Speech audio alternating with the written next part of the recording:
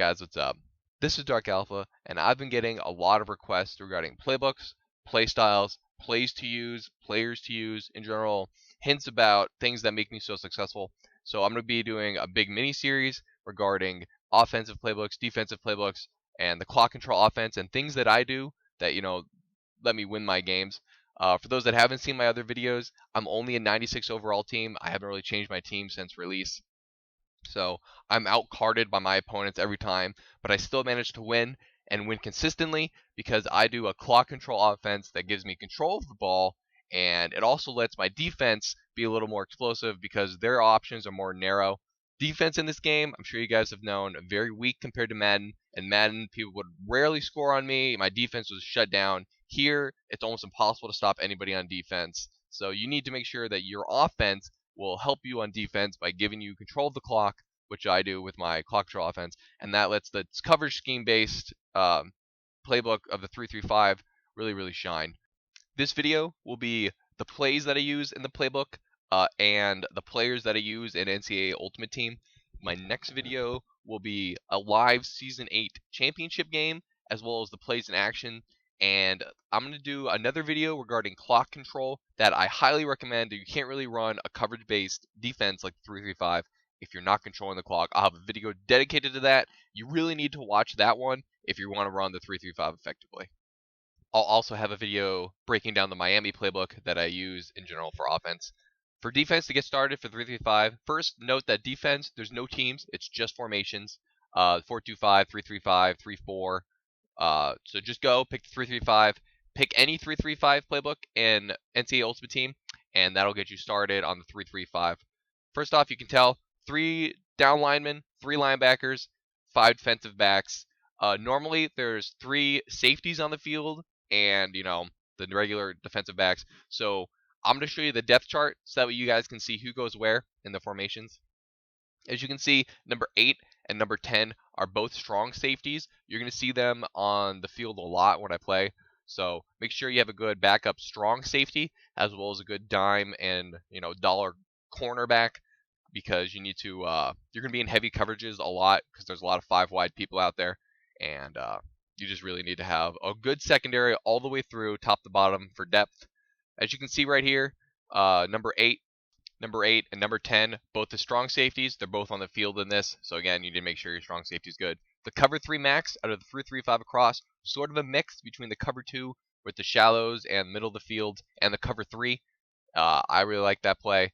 Thanks, Cody, for showing out this playbook and that play to me. And then the cover 2 sink out of the 3-3-5 stack right there. Another good one for people that like to adjust outs. It's a little weak getting your safety over the top on the left side, so if they have a burn on the left, be careful. And then my favorite play right here, the 3-3-5 split. As you can see, number 10's right on the line of scrimmage. Number 10's right on the line of scrimmage, so you need to make sure your safety, he can stop the run. I really like this play. The cover 3, probably my favorite play. My default play, I will usually go to here when I don't know what my opponent's doing. It's safe over the top. You cover the outs. You cover the zones pretty well. I use my right outside linebacker off the blitz in every one of these plays. So just for that. The cover 2 sink out of dollar. It's a really good deep coverage as long as you use her, deep down the pipe. It's good at stopping a lot of coverages. A lot of people don't expect the cover 2 like that out of a dollar or a dime. And as you can see right now, I'm changing players on the field using the right stick. I'm flipping it left and right. And I sub into D-line sub. This is a pass rushing sub. For those of you out there, make sure you have good pass rushers at backup left and right end so you can quickly sub them in at any play. So if it's 3rd and long, you can sub them in and get them on the field. Make sure that your guys up front, your 3 down linemen, you can see my team right here. I'm only a 96, but those 3 down linemen need to be really good at stopping the run. Your defensive backs need to also be able to contribute to the run game. Kaysen and Bailey are there. Bailey, I don't talk about that, but Jonathan Joseph's not only difference because he makes picks for me. Up front, J.J. Watt, look at that, 88 strength, 88 block shedding, stop the run, but he's fast enough with 84 speed and good at pass rushing with 94 power move to contribute in the pass rushing game.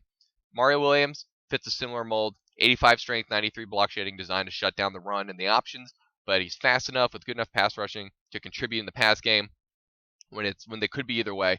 Vince Wilfork, what a superstar. Totally locks down the middle of the field for me in the run game. 95 block shedding, 94 strength.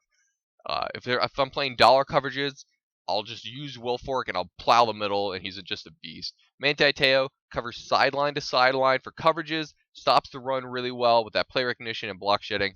I really couldn't ask for more of my middle linebacker. Von Miller, similar to Manti Te'o in that he's fast, he can cover well, he block sheds well.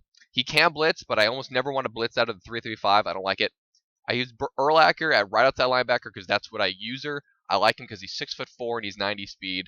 And if you check, you can see my backup defensive ends right here. It's White Freeney and JPP. This way I can sub them in on a 3rd and long very quickly, get them on the field. And the reason I'm using them is that they have lower power move than finesse move. Some other defensive ends out there like Chris Long and Peppers have higher power move but low strength. And this means that they're going to be attempting the power moves and they're not going to have the strength to get it done unless you use her. And I heavily recommend against using a defensive line because it opens up too many holes in your secondary. So make sure that your pass rushers are at backup defensive tackle, right end, left end, and they're good and they can, attack in pass game.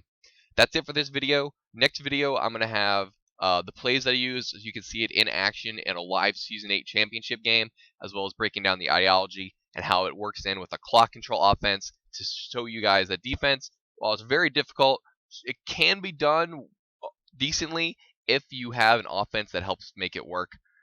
Sub to me here on YouTube, press that subscribe button. I could be making a ton of coins selling this as an ebook, showing other people and just selling it, but instead I'm making videos showing everybody how to be successful. Come join us on Evo if you haven't. Stay tuned. I got my next episode of my 335 playbook in the playlist, so sit tight. Thanks for watching.